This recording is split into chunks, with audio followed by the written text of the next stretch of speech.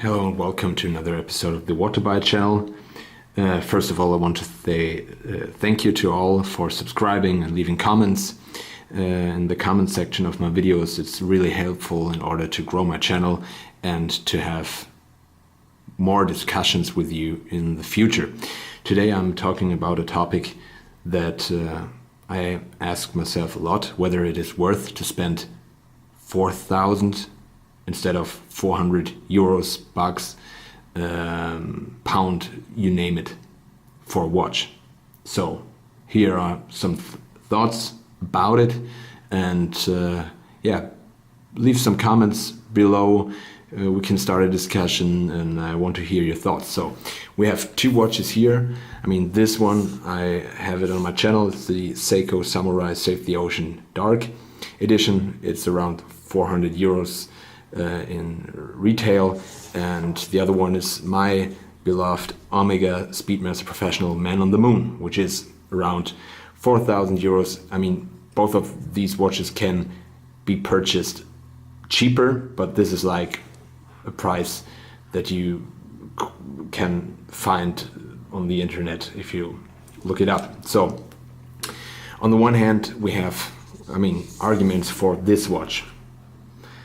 Arguments are, since it is not that expensive, you can have more of it. I mean, not the same one, of course. You can also have this, but I mean, you can have this Seiko, and you can go probably for a Seiko Presage for around 400 euros, and then maybe you go for like some kind of homage, Rolex homage, like Davosa, Steinhardt, or whatsoever.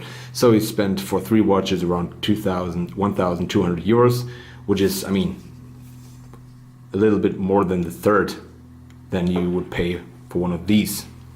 So on the other hand, it's pretty easy to sell. I mean, a lot of people are interested in watches around this price range. I mean, people are also interested in Speedmasters and Rolexes and stuff, but for you it is probably a lot easier to find buyers, because I mean, 400, 300 euros is an amount people are usually more willing to spend on watches, so you will find definitely more buyers. And yeah, also the fear of losing it isn't that big. I mean, it would be a pain in the ass to be stolen or lose this watch, but it would be a much bigger pain if the Speedmaster would be stolen. So these are a few arguments for going for this one. Besides, you have to enjoy the watch. If you like the watch, then you probably buy one for 100 bucks, and you like it even more than like, a Milgauss, which you don't like, but what is like 6,000 euros. So on the other hand, you have this Speedmaster, you have great craftsmanship. I mean, just look at this beveling of the edges, the polishing. I'm aware that these are two different watches, different styles, but still you can see the sense of perfection. I mean, some of the markers here are a little bit off the point where they should be. Here I can't see any flaws. I mean, this is what you can expect if you pay this amount of money. Another argument is probably for some, I mean, we have to address it, status. People buy watches because they want to have a status symbol. In my opinion, this is a stupid argument for buying watches, but it's there, and of course this has a status. On the other hand, a lot of people who are into watches also enjoy other brands like Seikos, or more not that expensive Seikos. So I mean, this is more like an even.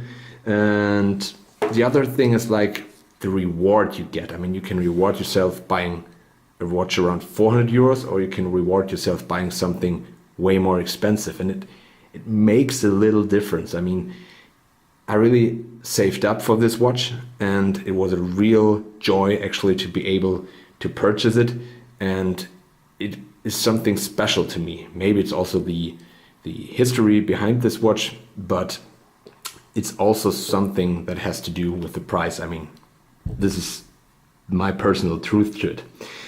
On the other hand, there's the fear of losing it, being stolen, and the thing with the resale of the watch, even though it's a very popular model, I'm aware of that.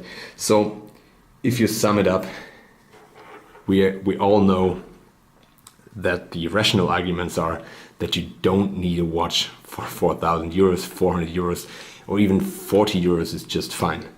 But then you have the heart, your watch enthusiasm that tells you you need a watch that you really like, and then you should buy it. So, I mean, it's a pretty obvious result, but this is just my way of thinking about it. Maybe you have a different approach. You can leave comments down in the comment section. And yeah, I'm happy if you would subscribe to my channel. I try to leave a lot more videos on the channel in the upcoming days, a review of the Tudor Black Bay as well as the Seiko Presage Shippo Enamel Limited Edition. So please subscribe and have a good time.